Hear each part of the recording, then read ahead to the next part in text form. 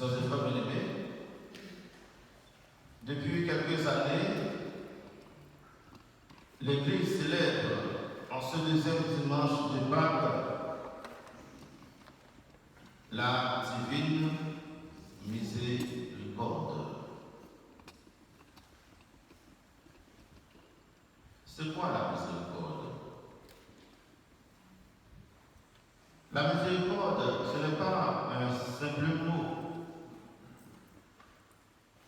Ce n'est pas une thématique à développer à la lumière de notre seule intelligence humaine. Pour parler et comprendre ce qu'est la miséricorde, il faut profondément enraciner dans la parole de Dieu et il faut réellement la foi en la résurrection de Jésus-Christ d'entre les morts. Nous pouvons considérer la résurrection de Jésus d'entre les morts comme l'œuvre sublime de la divine miséricorde. À travers cette œuvre, la résurrection de Jésus-Christ, le pécheur ou la pécheresse peut espérer le pardon et le salut de Dieu. Le pécheur ou la pécheresse peut espérer une nouvelle vie. Comme nous venons de chanter dans le psaume responsoriel, le psaume 117, entre parenthèses 118, c'est là l'œuvre du Seigneur, la merveille devant nos yeux. Pas seulement les yeux physiques, mais aussi les yeux de la foi. Pour contempler cette œuvre divine, cette œuvre de la miséricorde, il faut les yeux de la foi.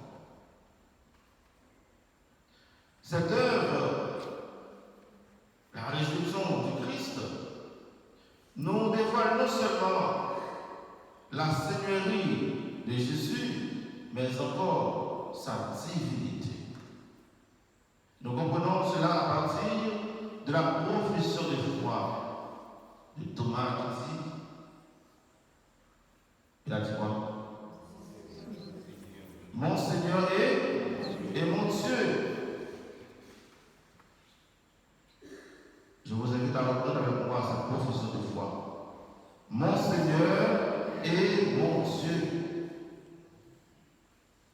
C'est la profession de foi de Thomas. C'est aussi notre profession de foi. Thomas, à travers cette profession de foi, estime qu'il n'est pas seulement en présence d'un simple homme, il n'est pas en présence d'un rabbin qui a marché à travers les rues de la Palestine.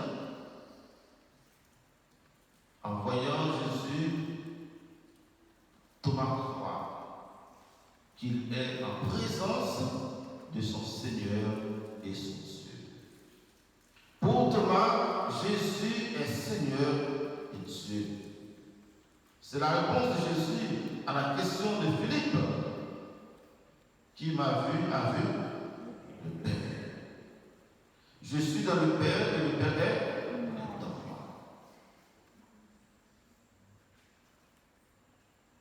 La miséricorde, c'est une autre façon de dire Dieu.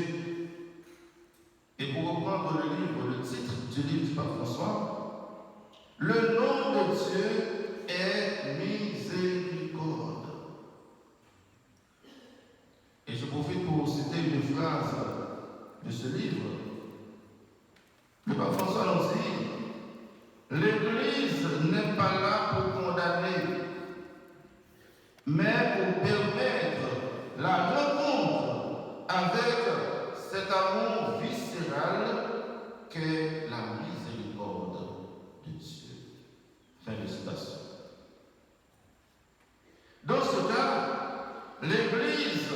à travers ses ministres, doit traiter chacun, chacune, non pas suivant les outils, non pas suivant les accusations, mais suivant les critères de la miséricorde de Dieu, suivant les critères de la divine miséricorde.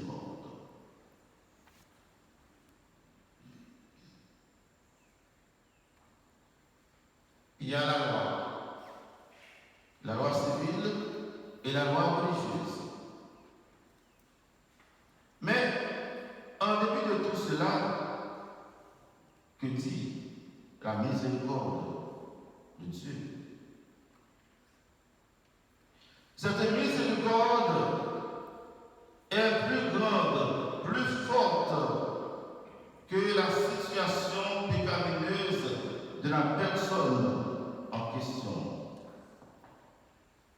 La miséricorde divine est comme un remède à nos faiblesses humaines. La miséricorde divine est comme un remède à nos égarements et même à nos incrédulités. Celui ou celle qui est en faute, qui a commis un péché ou des péchés, qui a commis des bêtises dans sa vie, celui qui a chuté, encore qui a rechuté, doit pouvoir goûter la miséricorde de Dieu. À travers sa miséricorde, Dieu touche l'homme et la femme, quelles que soient leurs conditions. Et en retour, en Jésus-Christ, mort et ressuscité, Dieu permet même à l'homme incroyant, indécis, de se rapprocher de lui et de le toucher. Il a permis à Moïse de le toucher, malgré son impureté. Il a permis à Thomas de le toucher, malgré ses doutes, malgré son inquiétude. Toi aussi, là où tu es, le Seigneur veut t'accorder cette possibilité de le toucher. Et à travers sa miséricorde, il veut te toucher pour te ramener à la vie, pour te ressusciter, pour te donner une nouvelle vie.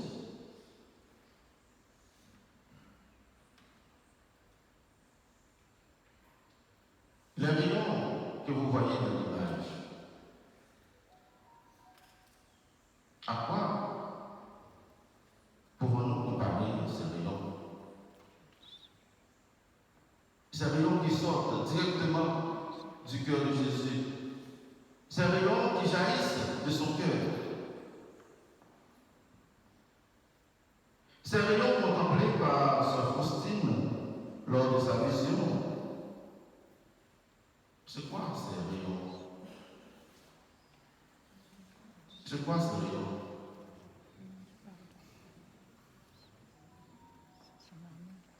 Ce sont des rayons de guérison, des rayons de tendresse, des rayons de pardon, des rayons d'amour, des rayons de liberté et de paix. C'est comme le soleil qui projette sur chacun et chacune ces rayons pour nous communiquer les vitamines nécessaires pour notre vie. Quand le soleil projette ses rayons, il ne tient pas compte ni de bonnes, ni de mauvaises personnes. Dieu fait lever son soleil et pour les justes et pour les injustes. Eh bien, chers amis, frères et sœurs bien-aimés, Jésus-Christ, à travers ses rayons qui sortent de son cœur, veut toucher tout un chacun.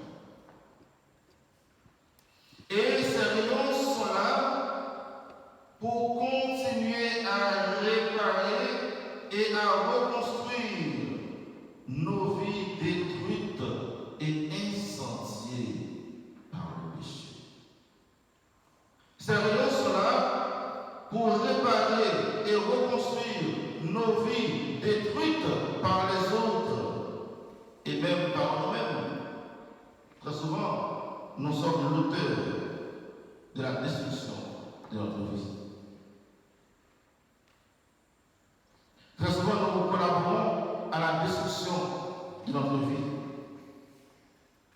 eh bien, à travers ces rayons qui jaillissent du cœur miséricordieux de Jésus, il y a possibilité de trouver une réparation. Il y a possibilité de repartir sur de nouvelles bases. Il y a possibilité d'écrire un nouveau chapitre dans le livre de notre vie. Chers amis, frères et sœurs bien-aimés, en vertu de la divine miséricorde, personne ne doit rester dehors. Personne ne doit rester sur les parvis de l'Église. Personne ne doit prendre la fuite. Personne ne doit abandonner l'Église. Tout le monde est invité à entrer dans le cénacle divin pour expérimenter la miséricorde de Dieu. Là où le péché a abondé, la grâce a surabondé. On n'est jamais trop pécheur pour s'éloigner de Dieu. Et c'est pourquoi dans la paroisse, depuis quelques années, c'est la deuxième année, eh bien j'ai mis sur pied cette pastorale appelée pastorale de la miséricorde. À travers cette pastorale, nous accompagnons nos sœurs et frères pour les aider à redécouvrir la tendresse et la miséricorde de Dieu. Ces frères et sœurs qui, pendant un certain temps de leur vie, pour une raison ou une autre, se sont arrêtés de recevoir le corps du Christ. Bien aujourd'hui, en ce dimanche de la divine miséricorde, ils vont recevoir à nouveau le corps et le sang du Christ. C'est cela la miséricorde de Dieu. Comme Jésus a dit pour Zachée, eux aussi, ils sont fils et filles d'Abraham. Ils font partie de la grande famille du peuple de Dieu. Je comprends que la morale de l'Église catholique ne doit pas ignorer ni laisser de côté celui ou celle qui est blessé. Dans notre pèlerinage, à un certain moment de la vie, nous pouvons tomber. Mais l'Église n'a pas le droit de laisser à côté ce frère, cette sœur qui est tombée. L'Église, en bon samaritain, doit s'arrêter et descendre de sa monture pour s'occuper du blessé ou de la blessée. Pour prendre soin du blessé ou de la blessée et pour réintégrer tous ces blessés dans la grâce divine. Voilà la miséricorde de Dieu. Je veux la miséricorde et non le sacrifice, dit le Seigneur. Chacune est amené, est invité à croire en la miséricorde de Dieu. Et je termine avec le pape Benoît XVI qui dit dans son encyclique Deus Caritatis, à l'origine du fait d'être chrétien, il n'y a pas une décision éthique ou une grande idée, mais la rencontre avec un événement, avec une personne qui donne à la vie un nouvel horizon et par là son orientation décisive. Sœurs et frères bien-aimés, dans cette Eucharistie, où le Christ continue de manifester sa présence, nous allons demander à Notre-Dame de la Miséricorde